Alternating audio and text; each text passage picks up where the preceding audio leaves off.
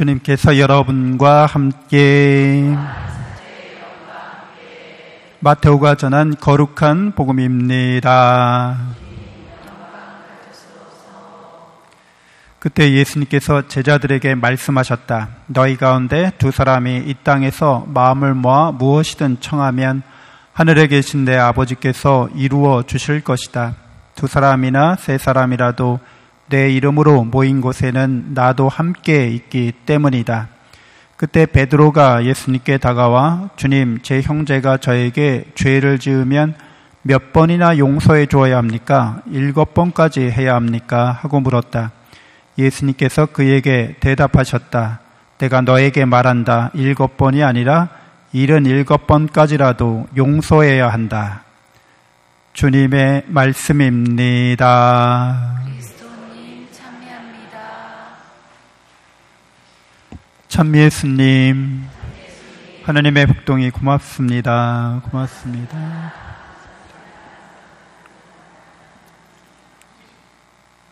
네, 우리가 인간적으로 용서하라는 예수님의 말씀 7번이 아니라 7번도 이제 베드로는 과하다고 생각한 거죠. 보통 3번까지 용서하라고 탈무드에 나와 있는데 7번까지니까 뭐 배로 더 용서하는 거죠. 그런데도 불구하고 77번까지라고 말씀하시니까 용서에는 제한이 없다. 이렇게 우리한테 알려주십니다. 그래서 오늘 우리는 6.25 전쟁으로 희생당한 우리 많은 동족들, 우리 동포들, 우리 민족이 서로 간에 피를 흘린 비극적인 날입니다. 그래서 지금도 분단 상태가 계속되고 있죠. 오늘은 우리가 서로 용서하고 화해하는 삶을 살아가도록 우리 나라의 현실에, 남과 북의 이 분단된 현실에 잘 받아들이고 수용하고 그리스도인들이 무엇보다도 그런 용서와 화해의 역할을 다할 수 있도록 은총을 구해야겠습니다. 독일도 뭐 분단됐었다가 통일됐죠. 근데 서독 정부가 동독 정부를 흡수 통일한 이런 모양이 됐죠. 다행히 전쟁이 안 일어나고 그러니까 약간의 어떻게 보면 잘못된 뉴스를 듣고서 동독에서 베를린에서 서쪽 베를린으로 자유왕래가 가능하게 됐다는 잘못된 뉴스를 듣고서 동독 사람들이 서독으로 그냥 간 거예요. 그랬더니 국경선에 있는 사람들이 총을 쏘지 않은 거죠. 그래서 갑자기 장벽이 붕괴됐습니다. 그래서 통일이 급작하게 왔죠. 그래서 저도 그 당시 통일되고 나서 독일을 이제 배낭여행 한 적이 있었는데 동독과 서독이 너무 다른 거예요.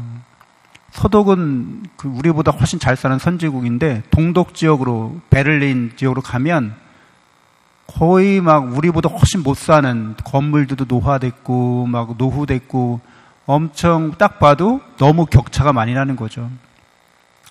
독일이 엄청 처음에는 뭐 10년간 이렇게 힘들었지만 지금은 이제 유럽 내에서 가장 강력한 국가가 되었죠. 그래서 우리나라도 사실은 평화 통일을 이루어야 가야겠는데 조건은 사실은 이게 쉽지 않은 조건이죠. 그러나 우리가 기도하고 또 그리스도인들이 특별히 화해와 용서의 중개자적인 역할을 충실히 하려고 하면 예수님 말씀하신 대로 두 사람이나 세 사람이라도 예수님의 이름으로 모인 곳에 함께 하시고 우리의 기도를 들어주시는 하나님께서 우리 민족에게 평화 통일을 주시리라 이렇게 희망합니다.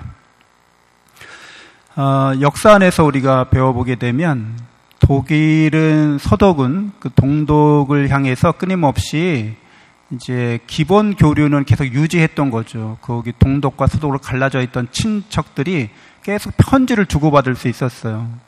근데 요즘에는 우리 남한과 북한이 서로 서신왕래 같은 걸 잘 못하지만 워낙 우리나라 한류 드라마가 유행이어가지고 그냥 우리 실시간대로 우리 드라마를 북한 사람들도 보고 있는 거예요.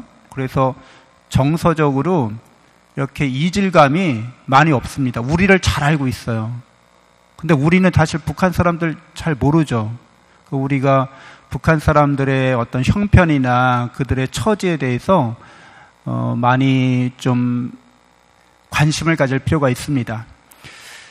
근데 그게 뭐 그렇게 마음대로 되는 건 아니어서 그 서신과 교류가 더 활발하게 되고 경제적 교류가 잘 되어야겠죠. 그래서 서독 정부에서 동독 정부에 끊임없이 지원을 했어요. 근데 이제 생색내지 않고 잘 드러내지 않고 꾸준히 지원을 한 거죠. 그러니까 이거는 동독 정부를 어떻게 보면 배려한 거죠. 왜냐하면 수준 차이가 너무 많이 나는데 못 사는 그 동생 내에 생색을 내면서 막 이렇게 도와주면 그 가장이 그 식구들한테 체면 손상당하니까 오히려 반작용을 일으킬 수 있잖아요. 그러니까 생색내지 않고 계속 도와줬던 거죠. 근데 이제 북한이 어려울 때 우리가 도와주려고 그러면 왜 퍼주기 하느냐는 이야기가 나오기 십상입니다. 근데 우리가 퍼주지 않으면 생색내지 않고 몰래 해주면 정부가 그렇게 하고 여론이 그걸 동조하고 국민들도 그걸 인정해주고 이해해주면 좋은데 우리는 그렇지 않잖아요. 우리가 북한에게 뭔가 지원을 잘 못하죠. 그 대신 어디가 지원을 해줘요? 북한에? 중국에서 지원을 해줍니다. 중국에서 지원하는 이유는 만약 북한이 통일되면 안 되기 때문에 남한에 의존하는 게 아니라 중국에 의존하게 만드는 거죠. 그래서 중국말 잘 듣는 그런 괴뢰 정권으로 남아있길 바라는 거죠. 통일되면 중국에게 아주 큰 위험이 되니까 통일 안 되고 중국에 의존하는 상태로 계속 이어가길 바라는 겁니다.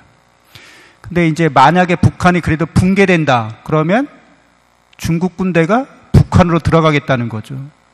그 괴뢰 정부를 세우고 친중 정부를 세우겠다는 거죠. 그럼 우리나라는 북한을 상대하는 게 아니라 군사적으로 누구를 상대하게 돼요?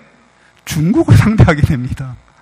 엄청난 국방비가 더 들고 엄청난 안보 위협이 더 크게 증폭되는 거죠.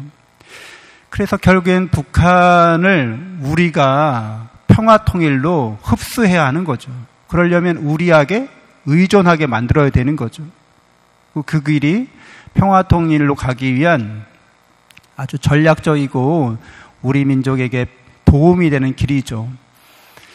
그래서 어느 나라도 우리가 통일되는 거를 주위 국가 중에서 바라는 나라들은 많지 않아요. 중국도 당연히 우리가 통일되기를 바라지 않고 또 일본도 통일되기를 바라지 않습니다. 또 미국도 껄끄러워합니다.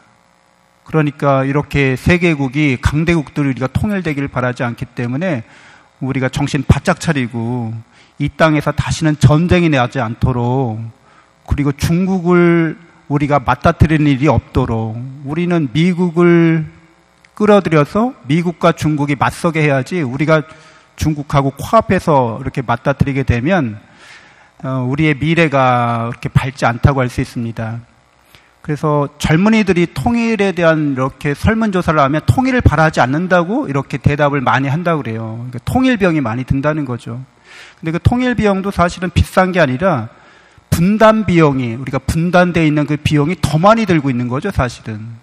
그래서 우리의 자본, 우리의 기술력, 그리고 북한의 노동력, 그리고 자원 이게 결합되면 골드만삭스사가 한 15년 전에 만약에 남북한이 통일된다면 우리가 G3, G4, 미국 다음으로 이렇게 강력한 국가가 될 수 있다고 이렇게 엄청난 전망을 이야기한 적이 있었어요. 그래서 그때는 믿지 않았죠. 그러나 우리가 통일만 잘 된다면 7천만 인구가 넘는 그리고 가장 중요한 지역에서 또 가장 그 태평양과 또 인도양, 대서양 안에서 우리가 중요한 중간자적인 역할을 할 수 있는 나라가 됩니다. 그래서 젊은 사람들에게 이제 통일 비용에 대한 걱정 때문에 통일되기를 바라지 않는다고 그렇게 대답했지만 질문을 바꾸어서 북한이 무너졌을 때 그 땅을 누가 차지해야 되느냐고 묻는다면 당연히 우리의 땅이고 우리 민족이 사는 땅이니까 우리가 회복해야 되는 거죠. 거기를 중국이 차지한다거나 러시아가 차지한다든가 일본이 차지한다든가 미국이 차지하는 일은 우리 민족으로서는 용납하고 받아들이기 어려운 일이 됩니다. 그래서 전쟁은 항상 최악의 인간성의 극악한 그런 모습들을 여실히 보여줍니다. 그래서 주위에 계속 전쟁 이야기가 들리잖아요. 이렇게 미사하고 있는데 미사일이 날아오는 거예요. 생각만 해도 오늘 아침 출근하다가 미사일에 도로가 폭파되는 거예요. 빌딩이 무너지고. 그럼 우리가 어떻게 일상의 평화로운 삶을 유지할 수 없죠. 전쟁으로 가는 길을 그 위험을 최소화시키는 게 우리 민족이 평화와 번영을 해서 나가는 길이고, 또 우리 민족이 그러한 평화와 번영을 향해 나갈 때 전 세계 모든 민족과 국가들에도 좋은 모범 사례가 될 수 있는 거죠. 그래서 우리 민족에게 내리신 사명이 전쟁이 아닌 평화를 통한 번영의 길로 가는 길을 우리에게 주셨다고 믿습니다. 그래서 전쟁을 경험하신 분들도 있을 테지만 그런 전쟁 경험이 우리에게 씻을 수 없는 상처와 아픔을 주긴 줬지만 우리는 언젠가 하나로 모아져서 하나님께서 원하시는 그러한 부강하고 번영되고 또 무엇보다도 유물론이나 또 자본주의에 이렇게 매몰되는 게 아니라 복음으로 충만한 나라가 돼서 다른 민족들에게 빛과 소금의 역할을 하는 우리가 되었으면 좋겠습니다. 잠시 묵상하겠습니다.